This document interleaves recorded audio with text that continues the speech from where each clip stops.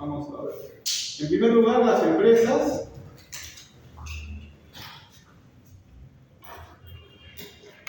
no conocen su nivel de capital óptimo.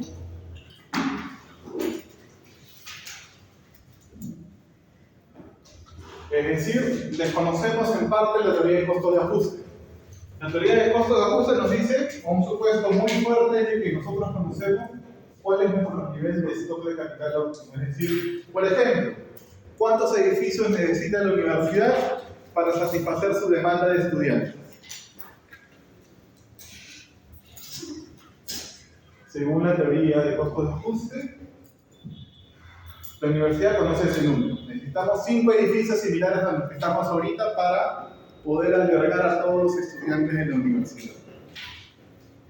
Y esta teoría nos dice que nos podríamos construir un edificio cada 2 años para llegar hasta ese nivel óptimo de edificios. Teniendo en cuenta que el día de hoy tenemos uno nada más. Muy bien, la teoría Q nos dice que la universidad no sabe cuántos edificios necesita. Además, no conocemos el concepto relacionado a la productividad marginal de capital, que es aún peor. ¿Por qué? ¿De dónde sale la productividad marginal de capital? De la función de producción, ¿verdad? Muy bien, cuando ustedes trabajen ya en el sector, principalmente en el sector privado, van a ver de que ninguna empresa calcula su función de producción. Es decir, qué combinación de trabajo y capital le va a dar un determinado bien. Únicamente se produce. Muy bien. Las empresas en la realidad no conocen estas dos variables que son sumamente relevantes en las dos teorías anteriores. Lo que nos dice la teoría de Q es que las empresas en realidad conocen otras dos variables. En realidad conocen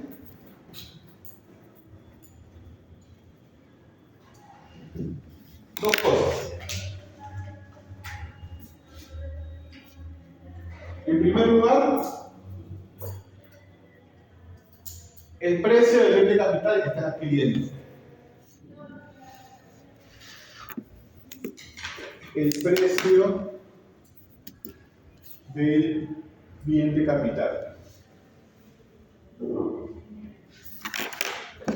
Y además conocen los flujos de recursos o utilidades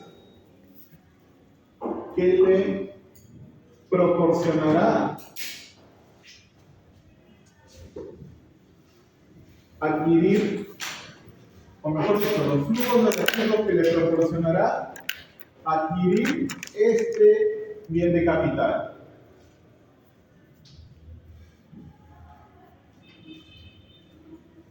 Es decir, la universidad sabe que en un edificio similar a este entran 500 alumnos nuevos, que significan más ingresos mensuales por tantos soles, a lo largo de varios años. Eso es lo que conoce la universidad. ¿Cuánto le cuesta construir un edificio similar a este? ¿Y cuántos alumnos que van a pagar mensualidad van a poder entrar en ese edificio? Dos variables que son sumamente sencillas de obtener. Aquí es precio por cantidad y aquí es el costo de los materiales de construcción. En cambio, stock de capital óptimo y productividad marginal de capital son dos cosas que nosotros no conocemos en la realidad. Muy bien. Entonces, sabiendo que las empresas tienen información sobre estas dos variables, estos flujos de recursos que conocen las empresas los vamos a denominar Z sub T. Le podemos poner la nomenclatura que ustedes quieran. Probablemente en su curso de evaluación de proyectos haya tenido otra etiqueta, pero acá vamos a usar la letra Z. Y por ese lado no hay ningún problema. Muy bien.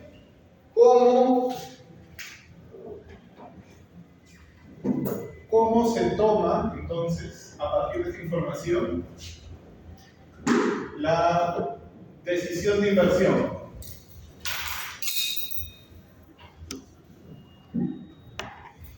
¿Cómo las empresas,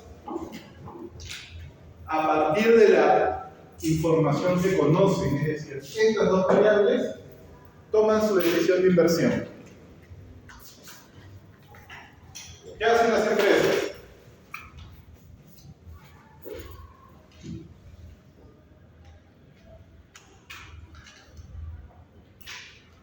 Me tienen que ofrecer algo normalmente.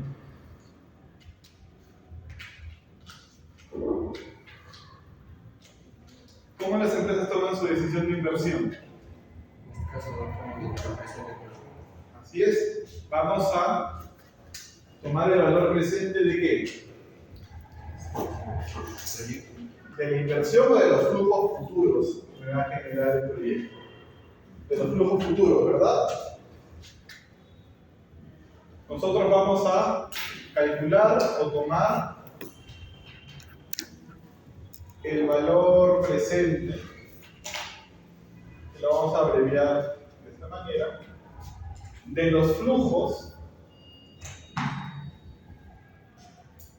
que me genera la inversión.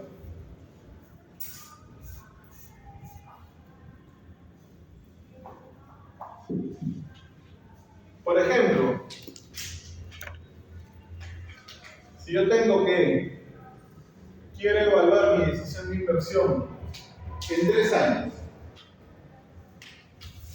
Muy bien, el valor presente de esta decisión, comprar un bien de capital el día de hoy, me va a generar recursos iguales a ZT.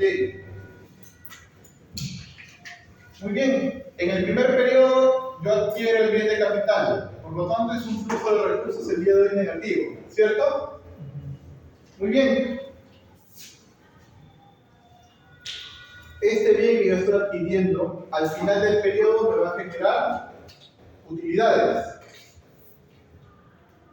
equivalentes a Z sub T, ¿verdad? Las cuales tenemos que, estos dos valores son comparables. Esto es el día de hoy, supongamos, hoy estamos hoy, 30 de mayo, 28 de mayo, y esto dentro de un año. ¿Son comparables? ¿Por qué no son comparables? Porque estamos evaluando siempre valores nominales en diferentes momentos del tiempo. No es comparable. ¿Qué tenemos que hacer? Traer a valor presente todos los flujos de recursos. Es decir, ¿qué significa para nosotros en cualquier curso de economía traer a valor presente? Dividir esto entre 1 más la tasa de interés.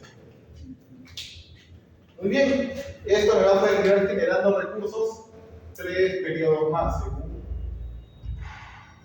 nuestra premisa. ¿Qué voy a hacer con estos recursos que me genera esta inversión 2 periodos más adelante? Igual, lo traigo a valor presente, pero considerando 1 más R al cuadrado. Y de la misma manera para el flujo de recursos dentro de este periodo. Sería 1 más R. Tengan en cuenta que hay algo muy importante que probablemente han visto en su curso de evaluación de proyectos. ¿O dónde han visto esto? ¿Dónde han visto esto? ¿Mate financiera? Ya, mate financiera, para no decir evaluación de proyectos. Acá hay un supuesto bastante fuerte, que probablemente haya levantado ese supuesto en el curso de mate financiera. Aquí la tasa de interés es constante.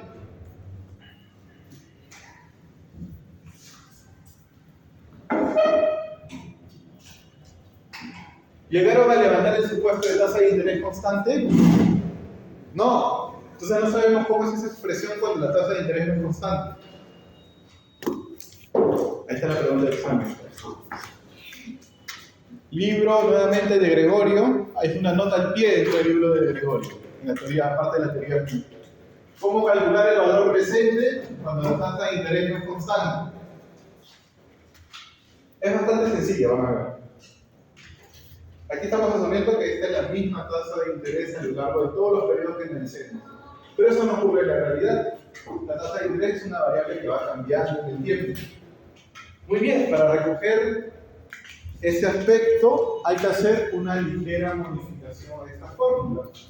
¿Por qué? Porque esto lo podemos nosotros al fin y al cabo generalizar, ¿verdad? Esto es al fin y al cabo que es una sumatoria que va de 0, en este caso, a 3, ¿verdad? tiene esta forma. ¿Cierto? Esto considerando que la tasa de interés es una constante. ¿Qué pasa cuando la tasa de interés es variable? ¿Alguien ya lo dijo? ¿Qué dijiste? ¿Dijiste algo? La acertaste. Bueno, vamos a suponer que no escuchamos. La respuesta está en una nota al pie del libro de Gregorio, el capítulo de inversión. Y es bastante sencilla, en realidad. Esta misma fórmula resulta que cambia un aspecto muy importante. La siguiente semana me hacen recordar para ver si lo llegaron a buscar. Si no, probablemente durante el repaso vemos un ejercicio de eso. Muy bien, fuera de eso, ¿cómo tomo mi decisión de inversión una vez que ya calculé el valor presente? Este es un número al fin y al cabo. Invierto, por ejemplo, 100, esto me va a generar 10 de recursos, por ejemplo. Y la tasa de interés también es un número, por ejemplo, supongamos 10%. Todos son números. Muy bien.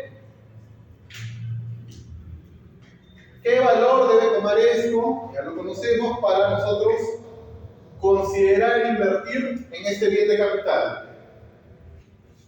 Sabemos que este número que tiene ¿qué condición debe tener? Ser mayor. Tiene que ser positivo, ¿verdad? Obviamente.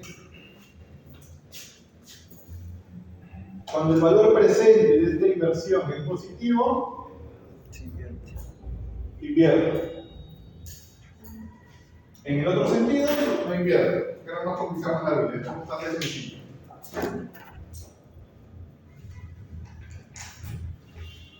Algunas veces, dentro de la fórmula de valor presente, no incluimos el precio del bien de capital. Es lo mismo, al fin y al cabo. No va a cambiar en nada nuestra decisión. ¿Por qué? Porque algunos libros de texto, esto es como un pequeño tápice nada más. Porque esta expresión la van a encontrar con ligeras variaciones dependiendo del libro que tomemos. Pero al fin y al cabo, la conclusión es la misma. Con la expresión que nosotros tenemos aquí, nosotros invertimos cuando el valor presente es mayor que 0. Pero hay otro libro de texto que a eso no le llaman valor presente, lo llamamos valor actual neto. Y en este caso, el valor actual neto va a ser igual únicamente a la suma de flujos. Por ejemplo, que tenemos aquí a la derecha. Únicamente estoy copiando los flujos futuros que me va a generar esa inversión.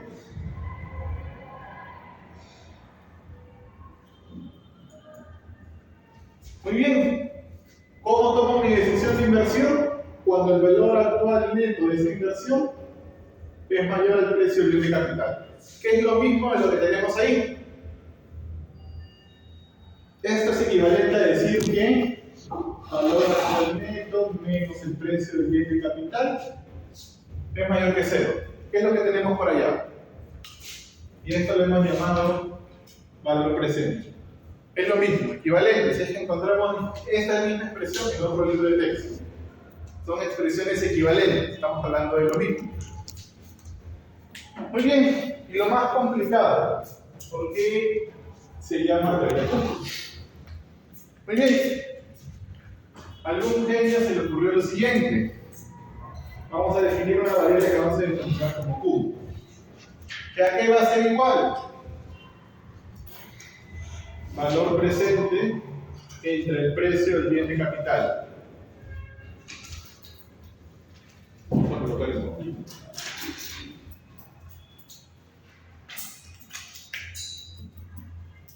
En algunos libros de texto lo van a encontrar esto también como la Q de la persona que hizo esta teoría, Tobin.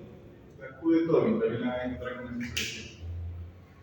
Que no es otra cosa que el cociente del valor presente entre el precio del bien de capital. ¿Qué condición debe cumplir esto? Lo de arriba siempre tiene que ser mayor, ¿verdad? Tiene que ser un valor positivo.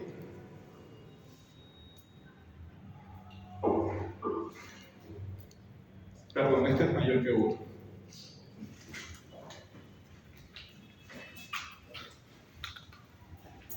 Que esta expresión que está aquí es equivalente a esta y es equivalente a la que tenemos aquí. Independientemente de cómo lo evaluemos, con esto es más que suficiente. Que el valor presente de la ecuación de inversión sea un número mayor que 0. Muy bien. De la parte de inversión, una de las 3 teorías es fija para nuestro examen, obviamente. Un pequeño ejercicio. ¿Quién sabe? Este es bastante sencillo.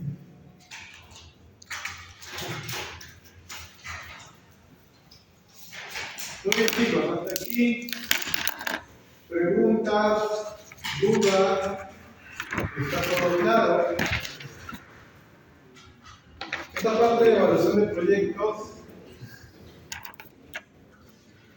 cuando ustedes tengan que trabajar en alguna entidad privada, ¿ustedes llevan curso de evaluación de proyectos, chicos, más adelante? Muy bien, el 100% del curso es ese. Durante 16 semanas.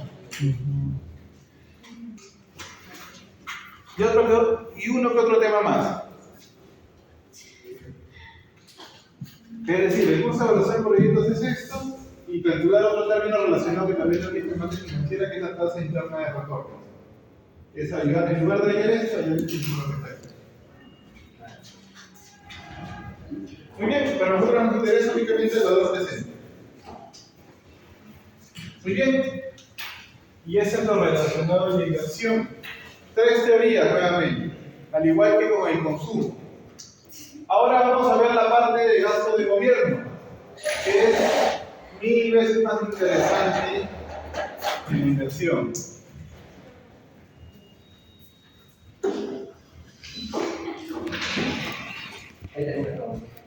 Así es. Teoría de la inversión acaba en esta tercera y última teoría. Ahora vamos a la parte de gasto de gobierno.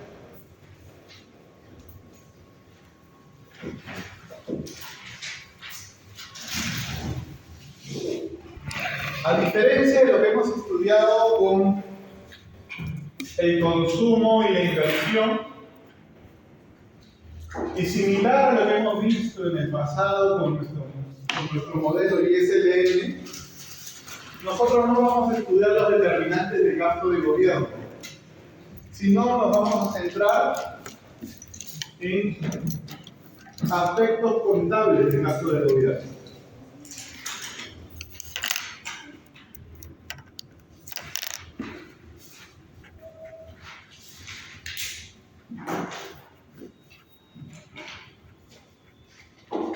En estricto, el día de hoy vamos a estudiar 2 temas relacionados al gasto de gobierno.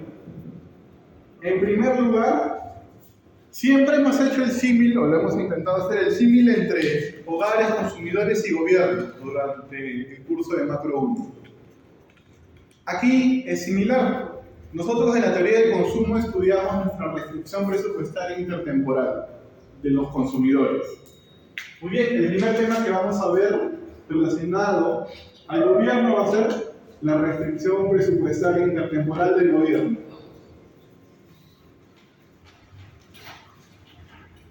Y en segundo lugar, dinámica de la deuda pública.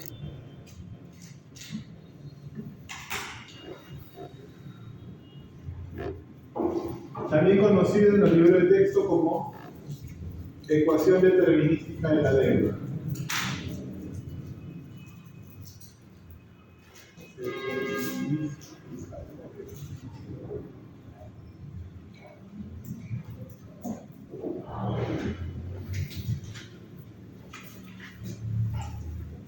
Antes de ver estos 2 temas, necesitamos una pequeña introducción de qué cosa es el sector público, qué cosa entendemos como gasto de gobierno ahora, cuando vemos la contabilidad del sector público, que es diferente a la contabilidad de cuentas nacionales con la que armamos el modelo ISLN.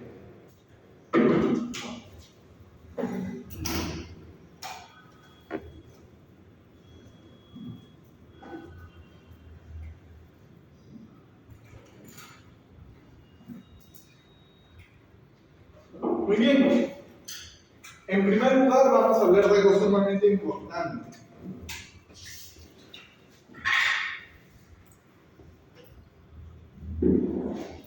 que es el tema de la cobertura de las estadísticas del sector público. La restricción presupuestaria intertemporal, la palabra deuda pública, es decir, el endeudamiento del Estado, los ingresos del gobierno, los gastos del gobierno, como dice el título de la presentación. ¿A qué parte del gobierno se refiere? ¿A qué entidades del gobierno nos estamos considerando cuando hablamos de esas variables? Ministerio. Banco Central, Deuda. ¿Banco Central pertenece al sector público? Ahora. Sí pertenece al sector Sí. público, muy bien. Hasta ahí nada. Para fines presupuestales sí pertenece al sector público. Banco de la Nación, Público. también. Sí. Banco Central, banco, dice banco, sí pertenece, ¿verdad? Petroperú. También. ¿Alguno de chicos de ustedes es de provincia? Todos. Sí. ¿De dónde? Uno. Uno. ¿Cómo se llama la empresa, las empresas eléctricas de agua? Se da. No, no se da. O sea, ¿para qué? Electropuno, ¿verdad? Sí, no, pero eso es de ese es Esa es electricidad. electricidad. Y agua tiene otro nombre, probablemente. Sangabán, no es Sangabán, pero tiene otro. Normalmente en provincia las empresas de electricidad y agua son empresas públicas. Es decir, que sus ingresos y gastos tenemos que considerarlas.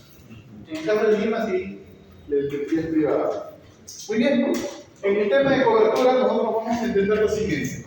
Tenemos, en primer lugar, vamos a hacer un pequeño mapita conceptual. A todo el sector público. Pregunta de examen. Todos conocemos qué cosa es el presupuesto general de la República, ¿verdad? O sea que el Ministerio de Economía una vez al año va al Congreso a presentar su proyecto de presupuesto.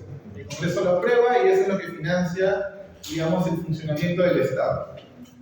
Muy bien, ese presupuesto general de la República, ¿bajo qué cobertura del sector público o qué entidades del sector público considera, por ejemplo? ¿O cuáles no considera? ¿El Banco Central está dentro de ese presupuesto? ¿Sí o no? No. Muy bien, no. ¿Por qué? Porque su función del Banco Central de Reserva no es más de la estabilidad económica. No es por eso la respuesta. La respuesta es por otra cosa que dicho el unísono, no. Pero es por un tema de cobertura. De qué entidades están cubiertas o consideradas dentro del presupuesto que elabora el Ministerio de Economía todos los años. Tenemos al sector público como un todo. Ministerios, municipalidades, Banco Central, empresas públicas. Al sector público como un todo se divide en dos grandes grupos. Por un lado tenemos al sector público financiero. Y por otro, Tributario. al sector público no financiero. ¿Qué entidades forman parte del sector público financiero? Las que acabamos de mencionar hace un momento. Banco Central de Reserva, Banco de la Nación, por ejemplo. Banco Central, Banco de la Nación. La parte del sector público más importante es la que está aquí a la izquierda. Sector público no financiero, que al mismo tiempo se divide en dos grandes grupos. El primer grupo se denomina o es el gobierno general. Ahorita vamos a explicar qué significa gobierno general. Y por el otro lado, del sector público no financiero, vamos a tener a las empresas públicas no financieras.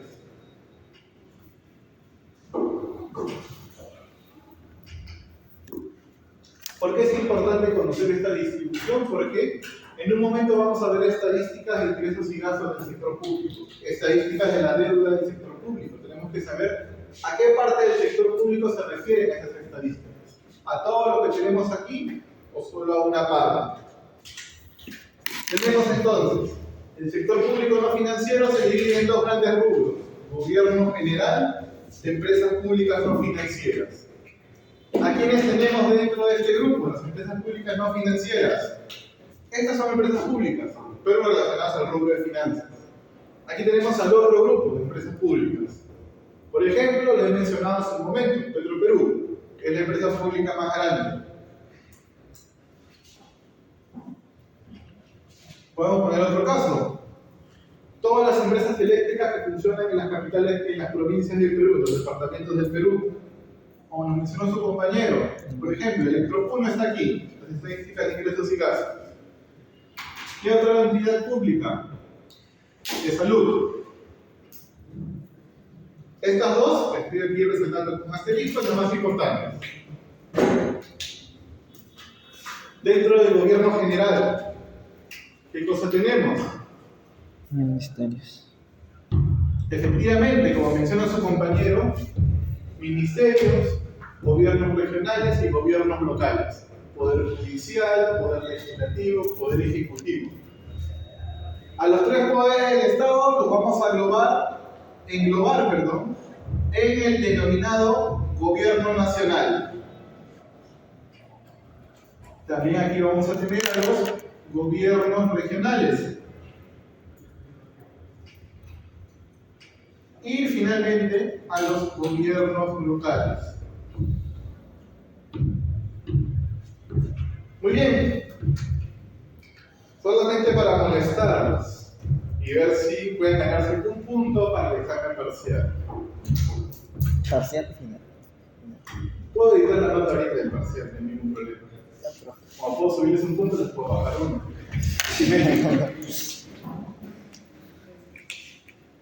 ¿Cuántos gobiernos locales, municipalidades existen en el Perú? Obviamente celulares abajo.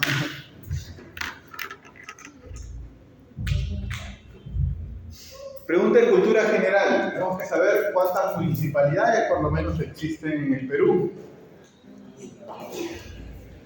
Es un número grande para decir esa expresión, efectivamente, bastante. Debe estar por los 1000. Está más pegado al número que dice su compañero. 1900. Está cerca cada vez más. 1891 gobiernos locales. 1800. 91 gobiernos locales. Nuestros 25 gobiernos regionales que ya los conocemos son más sencillos de ubicar, y al gobierno nacional como un todo. Poder ejecutivo, poder legislativo, poder judicial.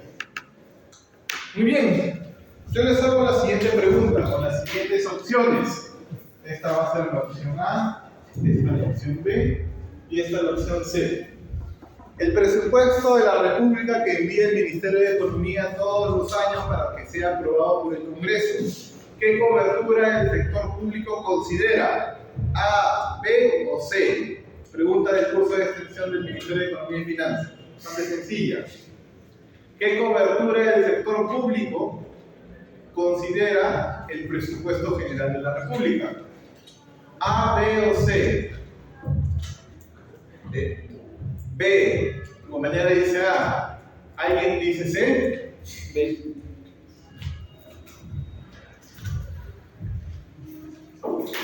El presupuesto general de la República considera únicamente al gobierno general. Gobierno nacional, regionales y locales. Por ejemplo, o mejor dicho, para que me crean, Consulta amiga. proyecto de ley de presupuesto 2025, por ejemplo. Vamos a la página del proyecto de ley de presupuesto. Por ejemplo, aquí está el proyecto de ley de presupuesto. Entramos aquí en la página del MEF, vemos el proyecto de ley de presupuesto que tiene 144 páginas. ¿Y a qué entidades incluye?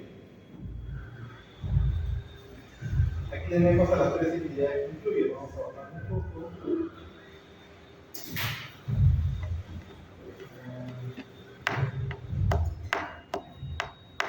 Aquí están las tres entidades que incluye. Gobierno nacional, gobiernos regionales, gobiernos locales. Es decir, únicamente al gobierno general. ¿Por qué? Porque esas empresas tienen su propio presupuesto. Las empresas financieras tienen su propio presupuesto. Únicamente lo que hace el MEF todos los años es elaborar el presupuesto del gobierno general. Cuánto de recursos le va a asignar a los diferentes poderes del Estado, cuánto le asigna a los gobiernos regionales y cuánto le asigna a los gobiernos locales. Aquí abajo, como pueden ver, no hay más. El presupuesto total del Estado, presupuestado 251.000 millones de soles. ¿Qué se divide en estos tres niveles de gobierno? Nacional, regionales y locales. Y obviamente el detalle está más adelante. Muy bien, entonces, el presupuesto general de la República se elabora para el gobierno general. Tengo una consulta. ¿Y Petroperú cuando hacen un financiamiento, pide financiamiento, de dónde se lo Muy bien, a eso vamos en un momento. El presupuesto se elabora con la cobertura del gobierno general, con las mismas alternativas. Las estadísticas del sector público, ingresos, gastos y deuda pública. ¿Qué cobertura tienen? Nuevamente, A, B o C. El presupuesto se elabora por el gobierno general, pero las estadísticas del sector público que vamos a ver a continuación, ¿con qué cobertura se construyen? ¿A, B o C? de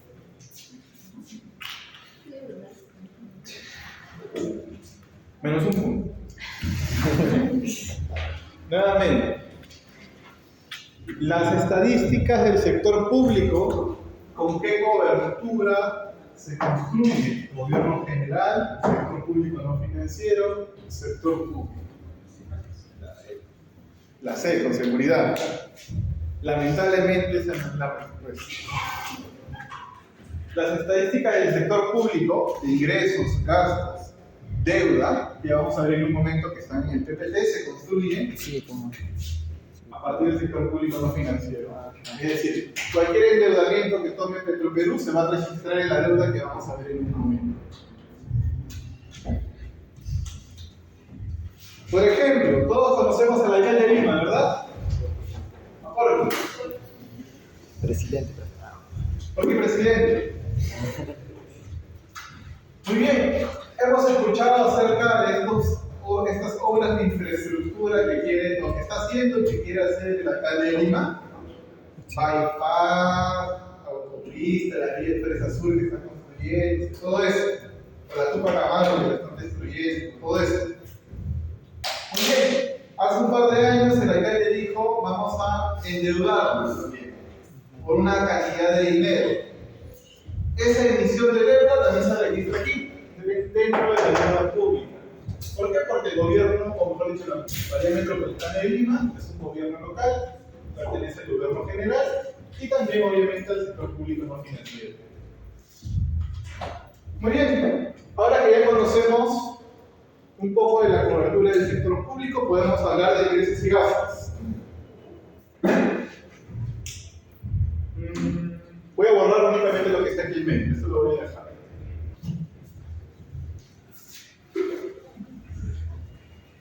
A ver, esta parte del curso que es mi favorita, vamos a hacer una pregunta más. Esta parte del curso es mi favorita, ¿por qué? Porque yo trabajo viendo sistemas. Así que acá van a surgir bastantes preguntas. Hablamos de presupuesto. ¿En qué fecha el Ministerio de Economía, mejor dicho el Poder Ejecutivo, en qué mes tiene que enviar el presupuesto general de la República o el proyecto de ley de presupuesto al Congreso de la República?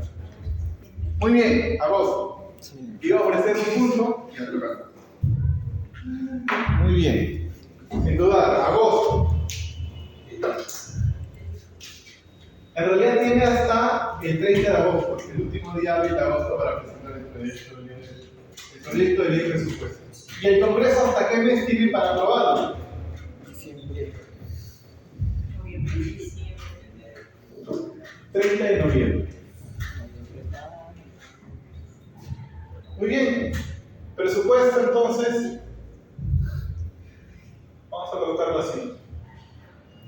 máxima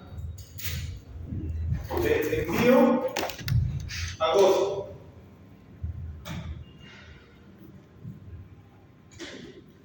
Fecha máxima de promulgación, es decir, la ley de presupuesto que día tiene que salir, de promulgación, noviembre.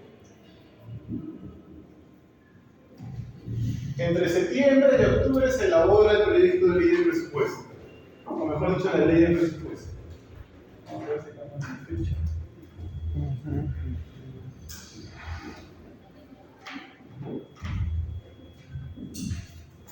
Vamos a hacer aquí.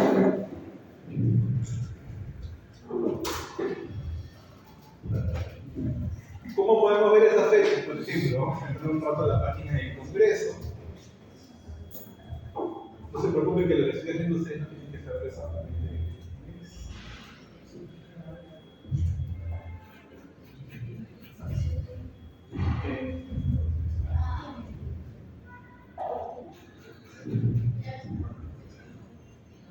Por ejemplo, el año pasado, 2024, la ley o el proyecto de ley de presupuesto se presentó en el Congreso de la República, que está 29 de agosto del 2024.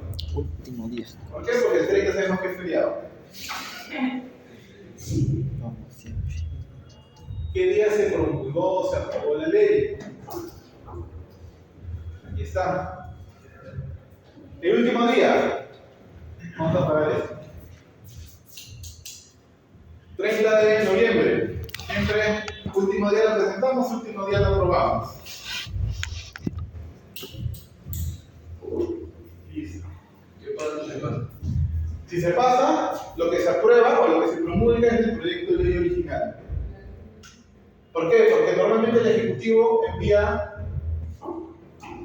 ¿Cuál es la lógica aquí? Por ejemplo, supongamos que el Ejecutivo manda un proyecto de ley de presupuesto diciendo que el gobierno tiene como presupuesto gastar 100 soles, de los cuales, vamos a colocarlos aquí mejor, tiene 100 soles de presupuesto, de los cuales 50 son o van a gastar el gobierno nacional, 30 regionales y 20 locales. Según lo que establece la Constitución, el Congreso no puede modificar este tope, el 100. Si el gobierno dijo que puede gastar 100, 100 se gastarán. Lo que puede modificar el Congreso entre agosto y noviembre es la composición.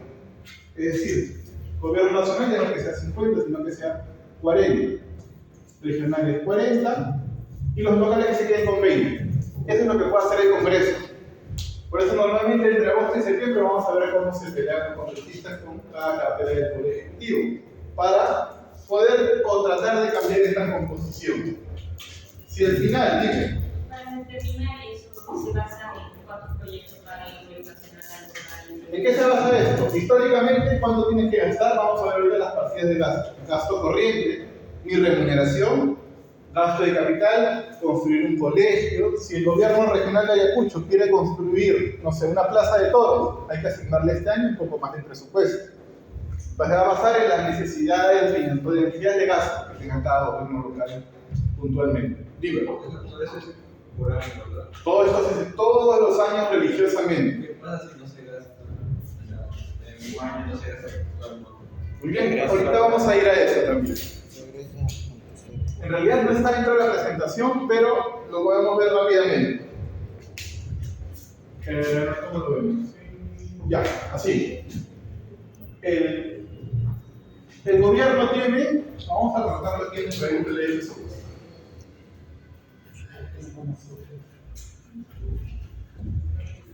Por ejemplo, aquí está. Hace un momento hemos visto este numerito que está acá arriba.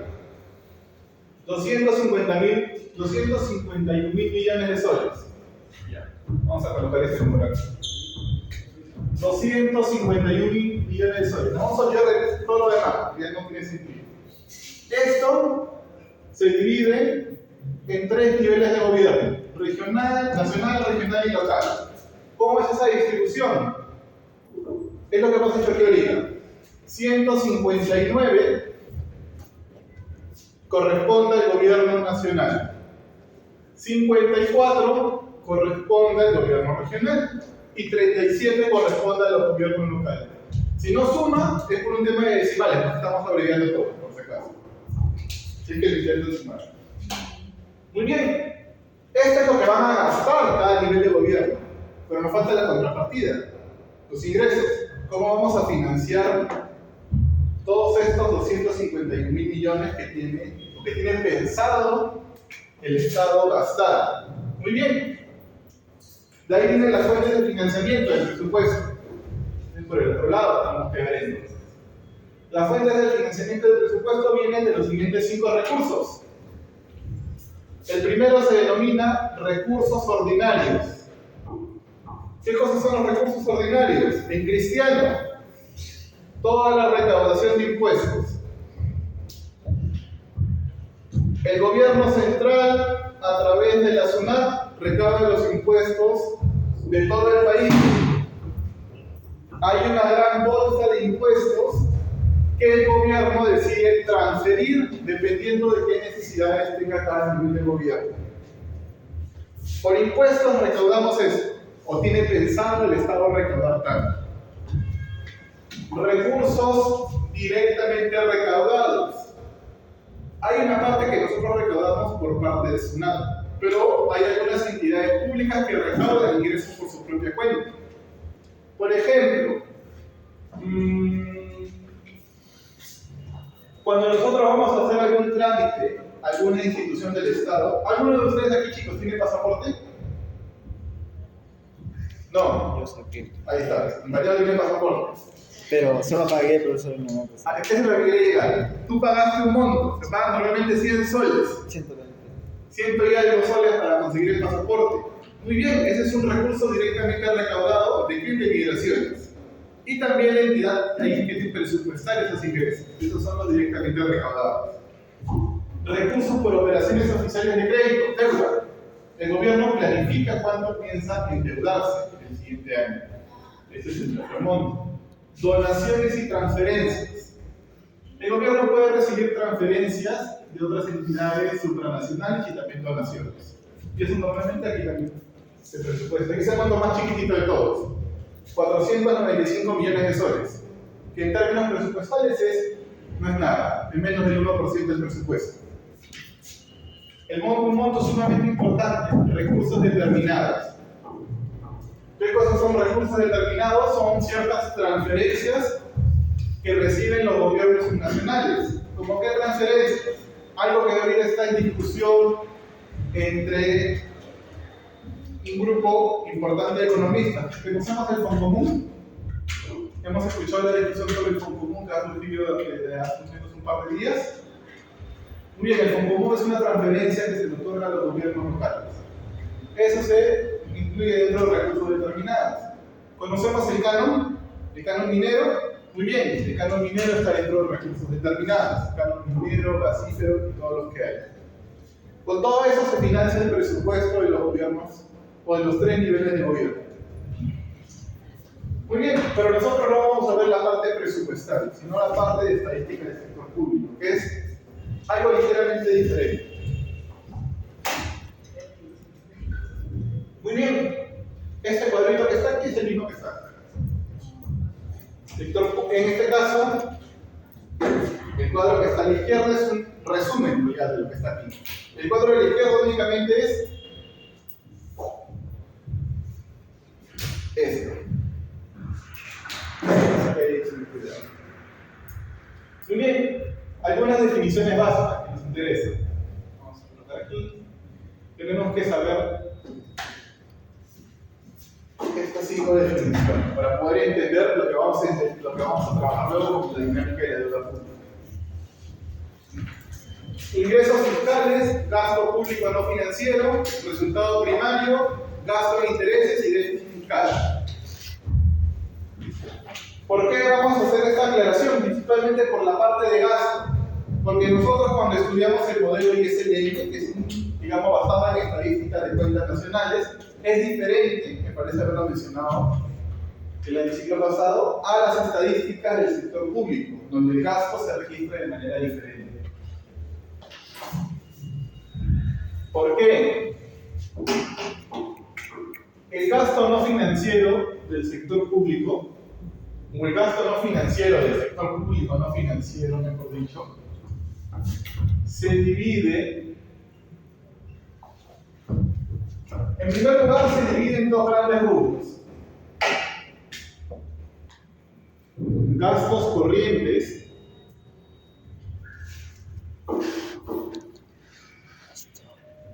y gastos de capital. Dentro de los gastos corrientes del sector público no financiero, esto se divide al mismo tiempo en tres subrubros. Remuneraciones, es decir, todos los sueldos y salarios que se les pagan a los servidores públicos se registran dentro del gasto corriente. Bienes y servicios.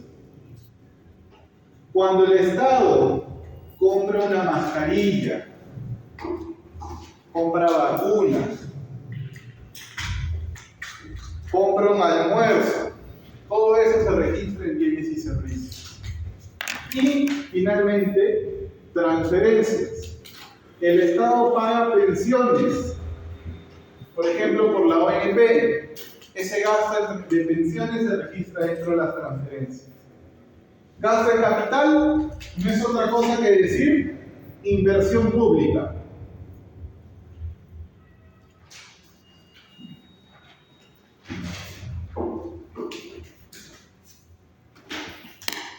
Por ejemplo, de las cuatro partidas que están de color verde, 1, 2, 3 y 4, ¿cuál es la que nosotros registramos, por ejemplo, como gasto de gobierno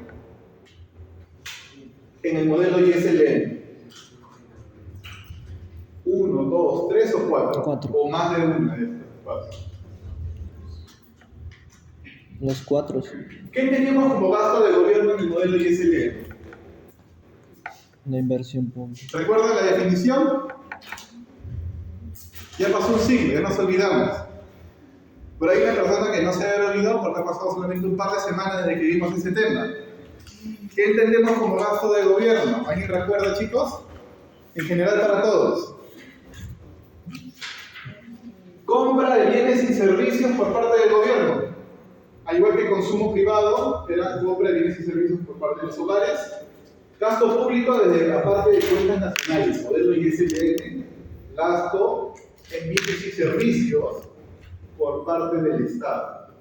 Muy bien, entonces, el gasto del gobierno que nosotros vemos en cuentas nacionales no es solo esto, por si acaso, es estos dos rubros. El gasto de gobierno que nosotros conocemos del modelo ISLM se registra o es la suma de estos dos rubros. Transferencias. Por ejemplo, el Estado transfiere 200 soles mensuales a los hogares más pobres por el programa Juntos. Eso se registra aquí. Esto es equivalente a lo que nosotros conocíamos en nuestro modelo ISLM como la parte de transferencias. Y la inversión pública en nuestro modelo ISLM se registraba Inversión. dentro del componente autónomo, ¿cierto? Muy bien. Como pueden ver, ¿y esto dónde se registraba? Como consumo, ¿verdad? Como pueden ver, lo que vemos en cuentas nacionales cambia respecto a lo que vamos a ver como cobertura de las estadísticas del sector público. Aquí hay un cambio. Por un lado, tenemos estadísticas de cuentas nacionales, que es un mundo aparte, y estas son estadísticas del sector público, otro mundo aparte que hay que aprender, pero que son equivalentes. Muy bien, lo más complicado es la parte de gastos. ¿Alguno de ustedes, chicos, tiene idea qué significa la palabra déficit fiscal? Una vez que entendemos esto, nos vamos a un break. No se preocupen. Cuando el gasto, o sea, Está muy bien. ¿Qué el gasto es más? superior a lo que recaudado. El gasto es superior a lo recaudado. Perfecto. Vamos a borrar lo que está aquí, ¿ya, chicos? Pues.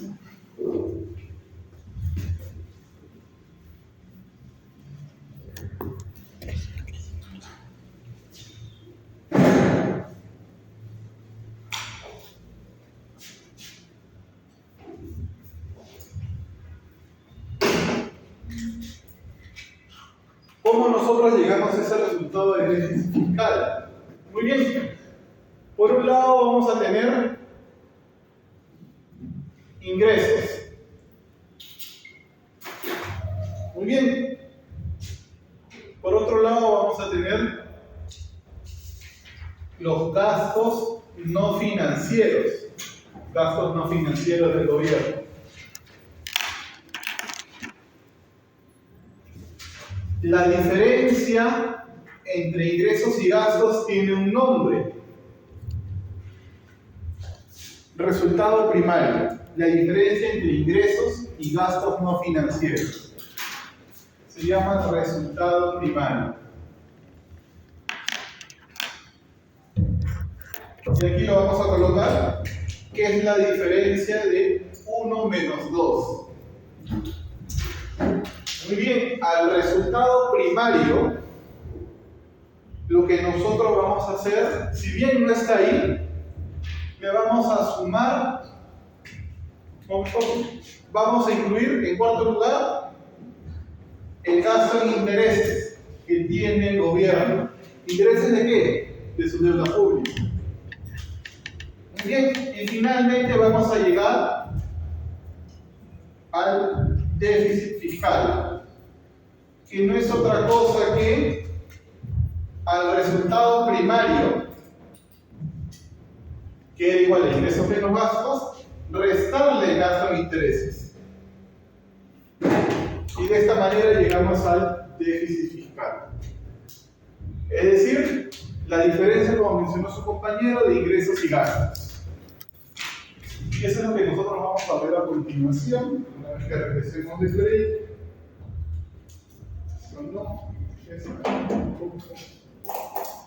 Este que está aquí. Esto es lo que vamos a ver luego del break. Lo voy a dejar en pizarra ahí para que nos explicar. Muy bien. 8:20, regresamos 8:30.